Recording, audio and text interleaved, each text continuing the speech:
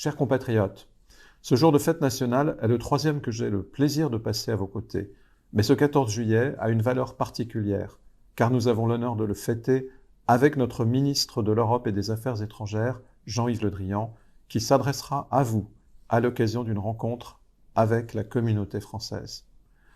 Cette année, grâce au progrès de la vaccination, l'air se fait moins lourd, à la fois aux États-Unis et en France, même si des incertitudes persistent avec la propagation du variant Delta et si des restrictions importantes à la libre circulation subsistent.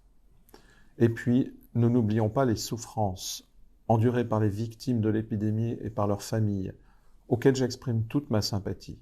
Pensons aussi à ceux dont les projets de vie ont été bouleversés suite à la perte d'un emploi ou d'une activité, et à ceux que le coronavirus a éloignés de leurs proches.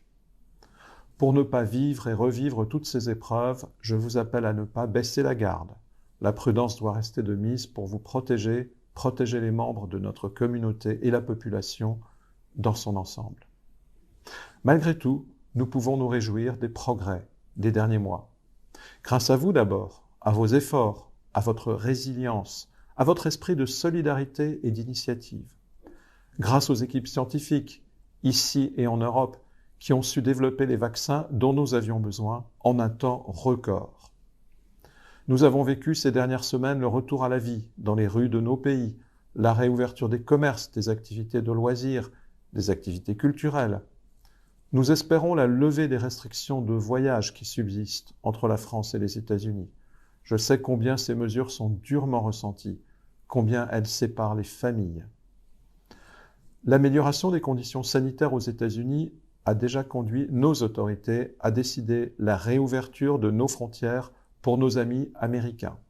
Nous attendons désormais que des mesures réciproques soient prises par les autorités américaines. Cette décision ne nous appartient pas, mais soyez convaincus que nous ne manquons pas une occasion d'évoquer le sujet avec nos interlocuteurs américains. Cette année a vu aussi l'arrivée d'une nouvelle administration à la tête des États-Unis.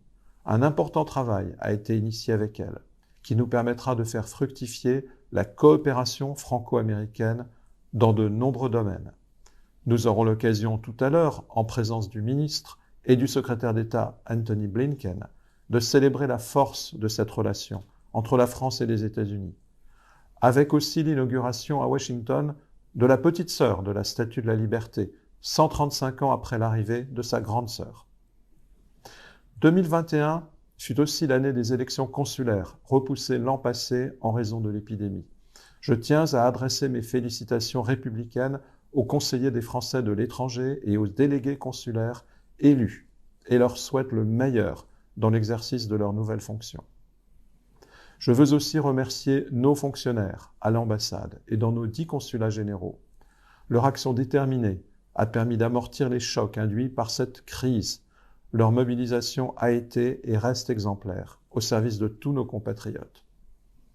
Place désormais à l'été, qui signe le début d'une nouvelle aventure pour nos bacheliers, ainsi que l'occasion de vacances et de festivités, je l'espère, pour beaucoup d'entre nous.